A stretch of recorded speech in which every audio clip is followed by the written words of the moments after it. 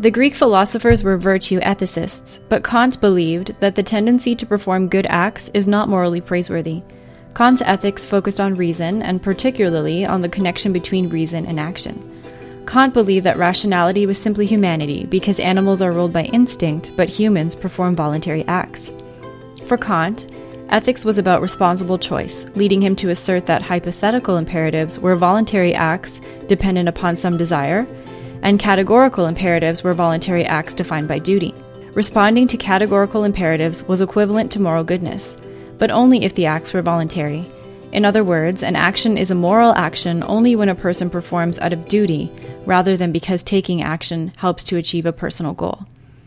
The will is the internal legislator that gives orders and makes laws for the human being to follow. Thus, the best law is so general that no exceptions are allowed, a completely universal law that everyone follows. Duty ethics is the only time in which man is acting freely. According to Kant, ethics relies on a relationship between reason, action, and faith. This, of course, begs the question, can someone who lacks faith obey the moral law? Mill, however, believed that humans only needed their intellect and their five senses to know what is right, and he was a supporter of utilitarianism, an altruistic, secular ethical doctrine based on the greatest happiness of the greatest number. Mill adapted the most influential moral system of the 19th and 20th centuries, consequentialist utilitarian ethics. Consequentialist utilitarians, like one of Mill's teachers, Jeremy Bentham, focused mainly on outcomes or consequences. Bentham believed that the morality of actions can be judged by their consequences. Therefore, all actions can be justified. For example, Bentham said one should examine the consequences of adultery before deciding its morality. If no one was hurt by the act of adultery, then it could be morally acceptable. A distortion of consequentialist ethics is that the ends justify the means, which was employed by the Nazis during World War II to justify their medical experiments.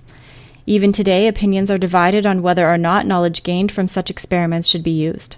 Absolutists like Mill believe that some kinds of actions are just wrong. Mill's belief differed from classical utilitarianism in that he held that there were some ethical rules that should always be followed. Mill was known as a rule utilitarian because he believed a bad act should not be carried out even if the consequences on one occasion would be good. Nietzsche said, "The ethics of the herd should rule in the herd, but not reach out beyond it." He believed that Luther's break with the Catholic Church changed ethics for all time. Nietzsche was not a fan of Plato's virtue ethics because Nietzsche felt that Plato viewed the body with disgust and longed for another purer realm. Nietzsche believed that Platonic ideals had corrupted Christian thinking, and he considered Christianity a slave morality because it gave them a feeling of power over their masters.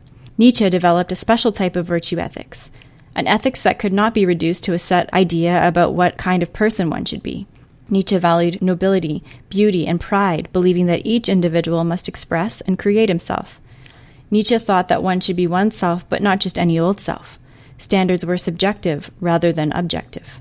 Nietzsche, in answer to the question of what constitutes goodness, said, "Whatever augments the feeling of power, the will to power, power itself, in man." For Nietzsche, Plato's ethics were too idealistic, and Kant's ethics were too rigid. Both focused on self-mastery. Nietzsche believed in self-affirmation within limits, not self-mastery or self-denial. Nietzsche believed if one is happy, then one will be good. In other words, rather than happiness is the result of virtue, virtue is the result of happiness.